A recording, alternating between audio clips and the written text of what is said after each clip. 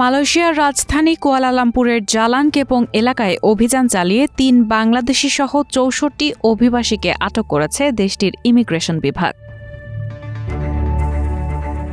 সোমবার মধ্যরাতে জালান কেপংয়ের জালান মেট্রো পেরদানা তৈমুর ২-এর একটি ৩-তলা আবাসিক বাড়িতে অপসাপু নামের অভিযান চালিয়ে তাদের আটক করা হয়। জানা যায়, অভিযানের সময় ধরা পড়ার ভয়ে অবৈধ এক বাংলাদেশি অভিবাসী একটি গদির নিচে লুকানোর চেষ্টা করছিলেন এবং মায়ানমারের এক নাগরিক একটি সিঙ্কের নিচে লুকিয়েছিলেন। সেখান থেকেই তাদের আটক করা হয়।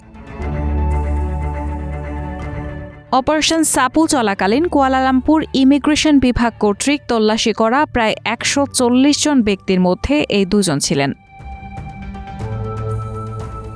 কুয়ালালামপুরের ইমিগ্রেশন বিভাগের পরিচালক ওয়ান মোহাম্মদ সৌপি ওয়ান ইউসুফ এক বিবৃতিতে জানিয়েছেন, ২ ঘণ্টারও বেশি সময়ের অভিযানে মোট ১৩৬ জনের কাগজপত্র পরীক্ষা করা হয়। এর মধ্য থেকে ১০ জন নারীসহ ৬৪ জন অবৈধ অভিবাসীকে আটক করা হয়েছে। আটককৃত অবৈধ অভিবাসীদের মধ্যে মিয়ানমারের ৫৬ জন, ৩ জন বাংলাদেশি, ৩ জন পাকিস্তানি এবং ২ জন ভিয়েতনামের নাগরিক রয়েছেন। আটকদের কোনো বৈধ কাগজপত্র ছিল না। মালয়েশিয়ায় অভিবাসী প্রত্যাবাসন কর্মসূচির মেয়াদ শেষ হতেই অবৈধ অভিবাসী ধরতে অভিযান শুরু হয়েছিল। অভিযানের নতুন বছরের প্রথম দিনই দেশটির জোহর ও সেলাঙ্গার রাজ্যে বাংলাদেশি সহ ১৮৫ বিদেশিকে আটক করেছিল অভিবাসন বিভাগ। গত বছরের ৩১ ডিসেম্বর মালয়েশিয়ায় প্রবাসীদের প্রত্যাবাসন কর্মসূচির মেয়াদ শেষ হয়। এর মধ্য দিয়ে শেষ হয় সাধারণ ক্ষমার অধীনে অবৈধ প্রবাসীদের প্রত্যাবাসনের সুযোগ। এরপরই শুরু হয় অভিযান।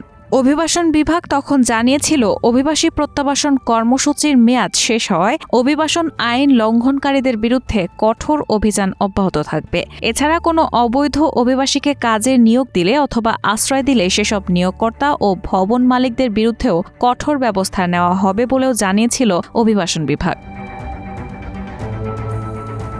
সেই থেকে এখনও অভিযান চলছে এবং একের পর এক এমন ধরপাকড়ে বাংলাদেশি সহ বিভিন্ন দেশের অবৈধ অভিবাসীদের আটক করছে দেশটির ইমিগ্রেশন বিভাগ।